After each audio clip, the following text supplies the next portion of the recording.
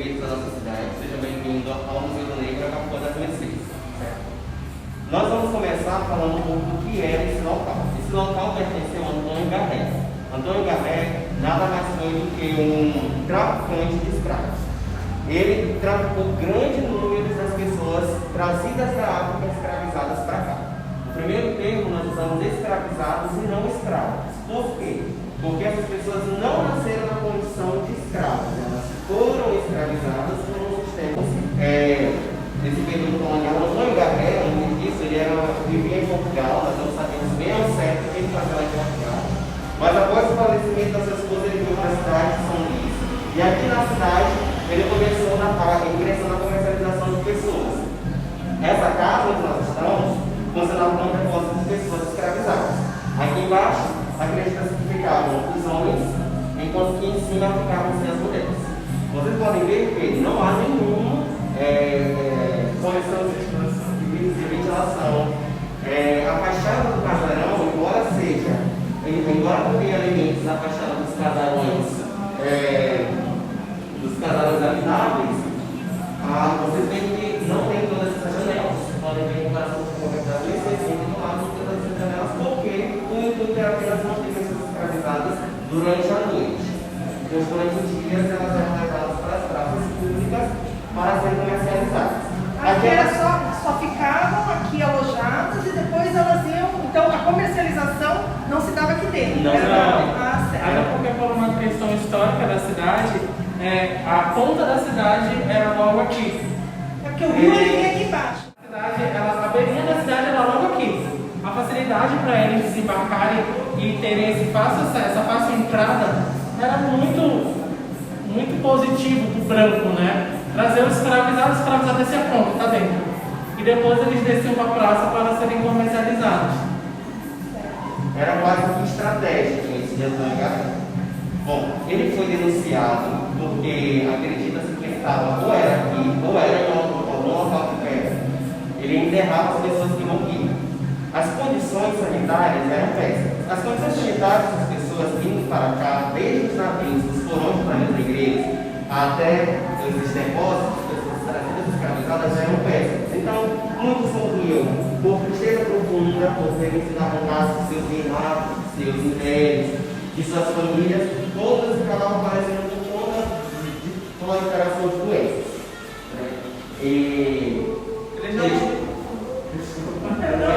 Ele chegou a ser denunciado, porém era um homem branco, que compunha a elite da cidade. Esse caso cerimonial.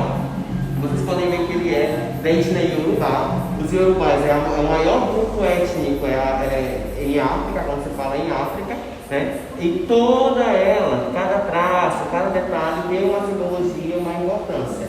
Né? É um vaso cerimonial, nós vamos ter seios avantajados, nós teremos duas mulheres menores segurando esses seios avantajados. Por que isso? Indica fertilidade. Né? As peças em África, nem todas elas eram utilizadas para fins estéticos, elas têm uma funcionalidade espiritual às vezes, sacerdotal às vezes, né? E essas aqui, por exemplo, algumas delas eram para até mesmo resolver um desequilíbrio. Em África, uma mulher fértil, uma mulher com tem muitos filhos era muito importante. A visão da mulher em alguns impérios africanos antes da colonização, eles tinham uma importância e não meramente para introduzir filhos homens, que era aquela visão que nós vamos ter mais europeia, mais eurocêntrica, né? Essa questão de seios fartos, né? E cada detalhe disso, essa questão da fertilidade. Essa peça parece muito com um grupo étnico que é composto somente por mulheres, as jaratés. Né? Parece muito, não podemos afirmar que seja, no entanto, parece bastante. Um vaso cerimonial. Esse vaso cerimonial, acredita-se que ele representa a origem do mundo a partir do nascimento. Né? Nós vamos ter essa pequena representação daquilo que nós podemos interpretar como um templo, e nós vamos ter a forte presença da figura feminina mais uma vez, com seios fartos, né?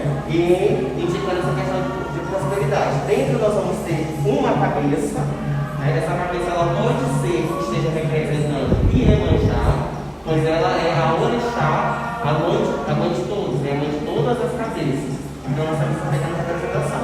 Do lado, nós teremos, né, as representações masculinas, que pode ser, né, uma representação de Exu, que é o orixá da dinâmica. E por ter essa questão da fertilidade, contato com a terra, existe dinâmica. Então nós vamos ter a presença desse Masculina também, figura masculina, né? Por que nós dizemos pode ser que? Porque essas peças, elas foram esculpidas, por mais que vocês vejam aqui no século XX, é o período que elas foram catalogadas. Mas a grande possibilidade é que essas peças, elas tenham sido esculpidas anos e anos, e muitos anos, muito antes do século XX. Então, a interpretação do que elas são, até hoje é debatível, até hoje é estudada. Então, nós vamos trabalhar. Porque isso daí não tem escrito, né? Não tem relatado, né? Isso que fica mais difícil, né? A gente realmente tem que imaginar e deduzir o que você explicou. Através de antropólogos, a gente faz todo o processo de pesquisa, mas ainda se a gente não chegar a uma verdade concreta, a gente não tem esse, eu posso afirmar que é. Porque ao mesmo tempo eu não sei, como ele está dizendo, a peça foi catalogada no século XX. E a gente está sabendo que hoje o destino final dela é aqui, mas a gente não sabe, ela já pode ter passado por vários outros continentes, até ter chego ao Brasil, até ter chego ao Maranhão. Muitas delas eram utilizadas pelo europeu para decorar seus gabinetes, suas salas, né? E que tirava dela a sua finalidade original. Algumas eram para decorar, outras eram, como eu falei, vasos cerimoniais e por aí. Eu queria apresentar para vocês esse vaso cerimonial. Ele é um vaso cerimonial. Entende-se que ele é um vaso, ele pode ter servido para questões fúnebres. Quando a gente aparentemente, né? E até porque a gente tem as duas cobras desenhadas aqui na parte superior. A cobra para esse povo, ela representa uma questão de ciclo, a vida e a morte. Tá? Então a gente entende que ele pode ter servido para questões fúnebres, como também pode ter servido para questões festivas. Né? Uma vez também visto em África que nem sempre a morte é uma questão de tristeza. Em África se diz que quando se falece, quando uma pessoa falece, ela se torna ancestral. As duas peças aqui, esse macaco, em pesquisas a fundas aqui no museu, a gente foi perceber que esse macaco ele representa o casamento em África. Mas como? De que forma? Como a gente falou anteriormente, existiam várias tribos, né? Em um país existiam várias tribos, vários dialetos. Então, a mulher e o homem eles poderiam se casar mesmo sendo de tribos diferentes, porém eles não poderiam morar juntos. Então, um macaco ficava na casa para representar que aquela pessoa, tanto aquele homem quanto aquela mulher, tinha um compromisso, né? O macaco para ele simboliza justamente isso, a questão do compromisso. Nós vamos ter essa pequena imagem e nós, pela aparência de nós convivência no culto de uma religiosa, nós podemos, nós enxergamos aqui algumas características que talvez indique que seja Exu. Exu que é o orixá da dinâmica, é o orixá que faz a conexão entre os humanos e os outros orixás. Por quê? Nós temos essa cabeça que lembra um formato também de um deus, que é exatamente essa questão, ele está associado a essa questão da fertilidade. Nós vamos ter a barba e o cetro como a pequena galinha que também está associada a Exu, né? Além disso, nós temos a presença do falo e aqui é algo bem interessante que eu vou mostrar para vocês, ele está sentado em um tronco. Esse pequeno tamborete aqui representa o tronco. Indica automaticamente a autoridade, seja ela espiritual, seja ela família, seja ela nobreza, indica a autoridade. Apareceu esse trono aqui, ou então até mesmo algo esculpido no trono indica a cabeça. Por exemplo, se tiver imagem de uma mulher no trono desse, indica que para aquela sociedade as mulheres elas têm que estar. Seja ele político, seja ele sacerdotal, seja ele religioso. Né? Outras coisas, informações que nós temos no museu, tipo que essas duas sabinhas elas estariam relacionadas com ladrões. Porque a gente também vai ter uma representação. Exu e Ogum, como são representações de entidades de guardiões espirituais, eles têm uma ligação muito forte, muito próxima. Até porque na mitologia urbana eles são irmãos. Exu, Ogum, Oxóssi são uma tríade de irmãos. Então a gente também vai ter esse perfil de um guerreiro, aqui é onde a gente tem esse objeto que ele representa a questão da hierarquia, a questão do ser rei, a questão Ogum também, ele tem esse processo de ser um rei dentro da tribo. Quando ele é uma divindade, ele se transforma em algo superior. Então ele traz, né, a questão da faca como quem vai para a guerra, como quem vai, né, a luta pelos seus, a luta pela sua comunidade, a luta pela sua tribo, né? E aqui ele já não está sentado justamente por causa disso, porque ele faz essa dinâmica de ir para a guerra, ele vai essa dinâmica para trazer as vitórias para a sua tribo. São 3 toques com máscaras de diferentes etnias, correto? A gente vai perceber que elas não vão precisar ser colocadas no rosto, como essas aqui. Às vezes elas são chamadas de máscara, mas às vezes eles só seguram, às vezes em cultos, em cerimônias festivas, cerimônias fúnebres, em cerimônias de caça, em cerimônias de visitação de uma tribo a outra. Vários rituais, né? Às vezes elas também são colocadas assim, acima é feita uma indumentária, aí a pessoa veste a indumentária e acima da indumentária é colocada a máscara, né?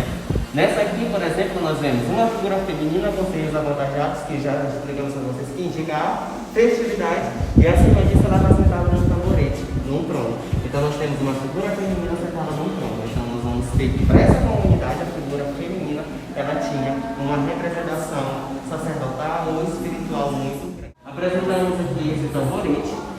Esse tamborete, ele é uma peça muito importante para uma comunidade, né?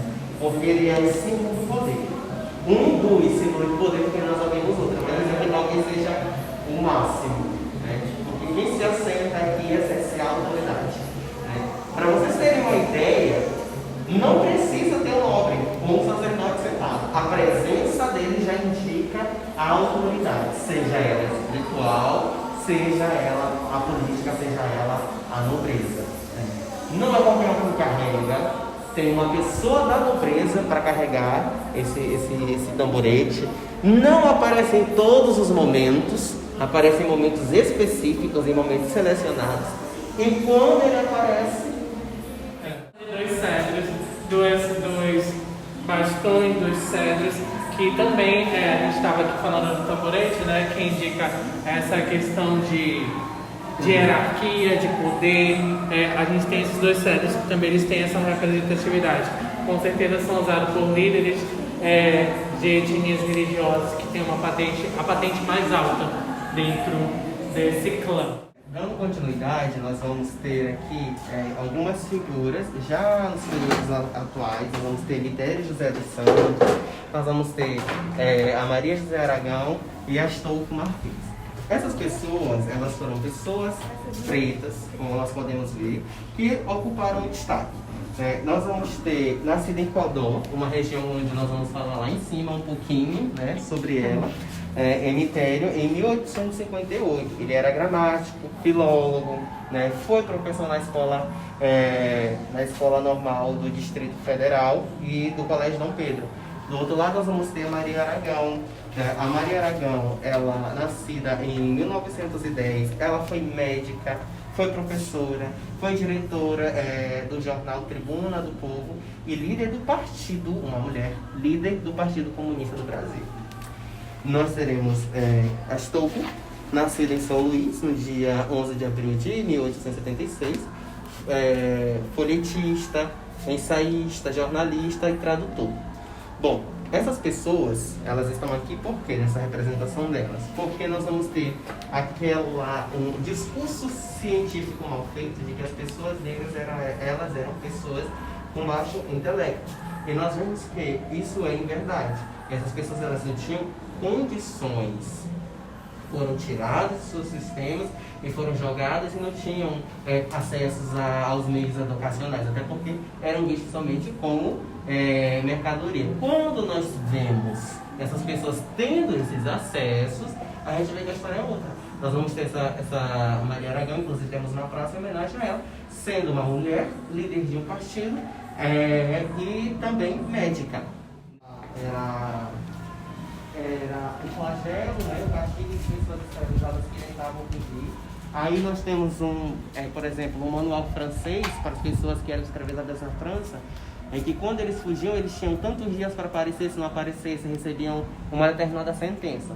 Em algumas regiões onde havia o colonialismo, essas sentenças chegavam assim até mesmo à mutilação. Então nós temos o pelourinho como a sua principal função era uma representação do poder da coroa portuguesa. Então, onde havia uma colônia de Portugal, deveria ser construído um pelourinho representando esse poder. Ele também servia como uma espécie de mural, né, onde eram colocadas informações de eventos e também de escravos fugidos. Aqui nós temos essas pedras, elas primordialmente elas serviam como moedores, correto?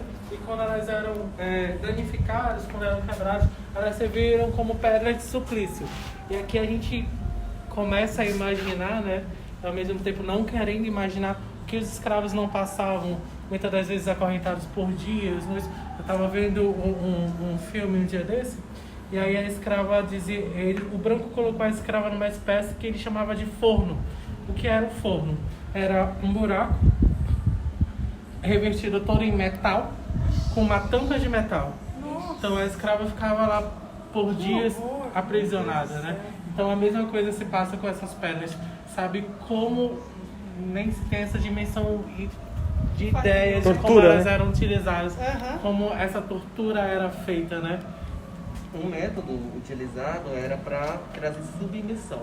Quando a pessoa escravizada ela não aceitava a sua condição de escravizado, eram amarradas na pedra de suplício e flageladas até que reconhecessem seus senhores, até que reconhecessem que aquela vida que tinha em África acabou. Então ela deveria obediência ao senhor, ao homem branco, à mulher branca. Então, quando havia uma certa resistência, eram aprisionados e flagelados até que essa resistência ela fosse quebrada. Quando a gente fala dessa submissão, a gente sempre pontua a mulher, né? Como a gente falou lá dentro, a mulher dentro de algumas tribos africanas, ela tem esse papel muito importante, muitas delas eram rainhas. Então você é escravizada, você já é tirada do seu convívio social, do seu convívio familiar, do seu trono, colocada como simplesmente a nada pela cor da sua pele e muito mais a nada por ser mulher. Então a gente verifica que a mulher, ela, claro, o homem também ele foi oprimido, mas a mulher, ela ainda é uma escrava sexual, né?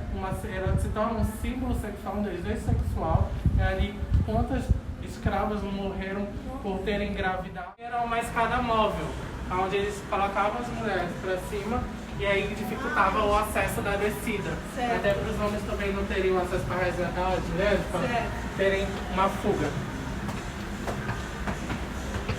A gente percebe a porta muito grossa, muito forte, pesada. Manifestação religiosa muito forte.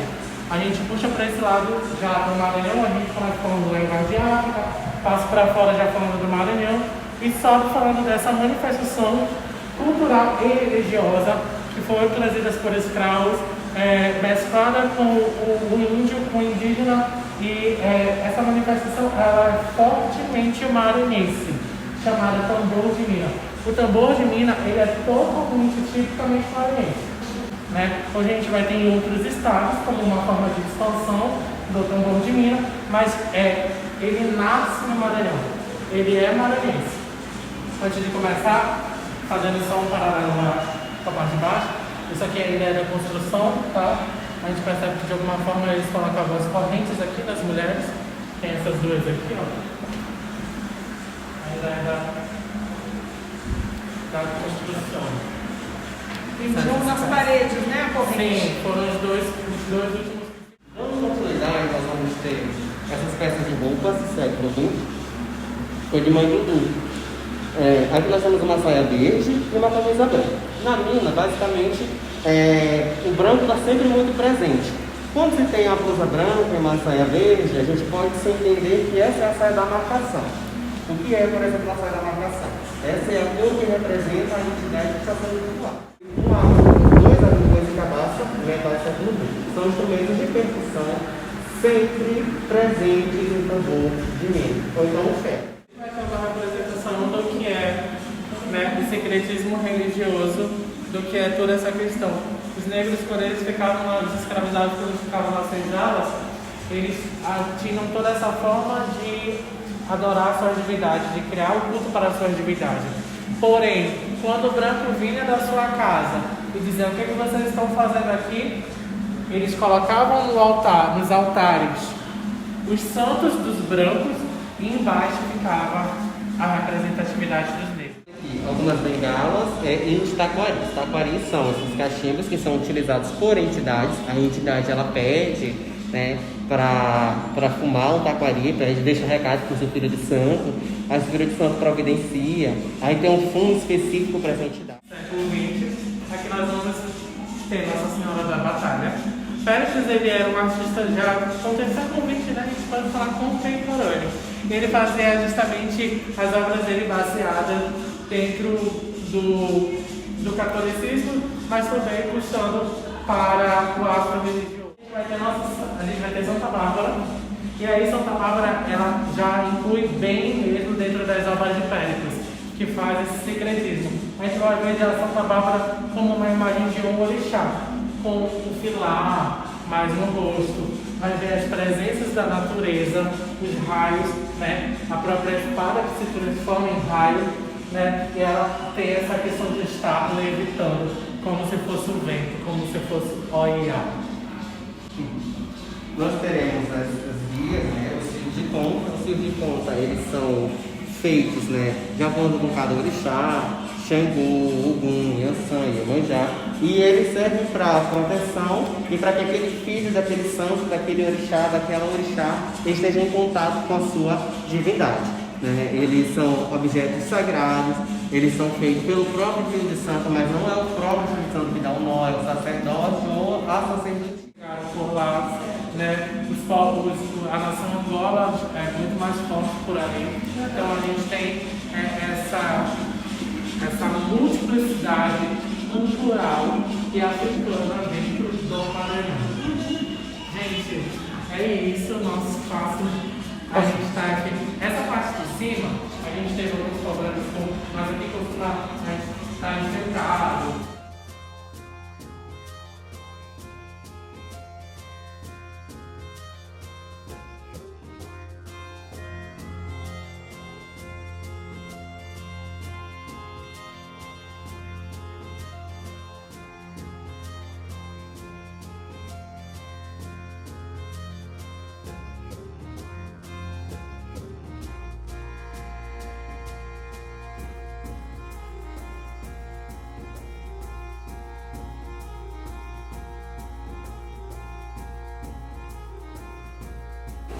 Pessoal, deixa o like, se inscreve e ativa o sininho para não perder nenhum vídeo e segue na nossa rede social.